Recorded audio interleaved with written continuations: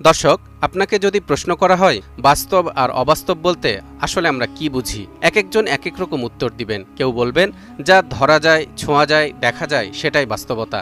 আবার কেউ বলবেন যা কিছুই বৈজ্ঞানিকভাবে ব্যাখ্যা করা সম্ভব সেটাই বাস্তবতা, আর যা কিছু বৈজ্ঞানিকভাবে ব্যাখ্যা করা সম্ভব নয় সেটা অবাস্তব।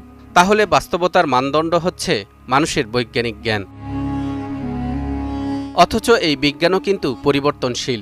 একসময় বলা হতো সূর্য পৃথিবীর চারপাশে ঘুরে, অনেক বছর পর এসে বলা হলো আগের তথ্যটি ভুল, সূর্য নয় বরং পৃথিবীই সূর্যের চারপাশে ঘুরছে। এভাবে আজ যে তথ্য দেয়া হচ্ছে, দেখা যাবে ১০০ বছর পর সে তথ্য ভুল প্রমাণিত হবে। তার মানে বাস্তবতা প্রতিনিয়ত পরিবর্তন হচ্ছে। এ কারণেই বিজ্ঞান বা মানুষের জ্ঞান ব্যবহার করে কোনটা বাস্তব আর কোনটা অবাস্তব নির্ধারণ করাটা কখনোই সঠিক মানদণ্ড হতে পারে না। মানুষের জ্ঞানের বাইরে অনেক কিছুই থেকে যাবে যেটা মানুষের কাছে অবাস্তব মনে হবে, কিন্তু সেটা বাস্তবতা হতেই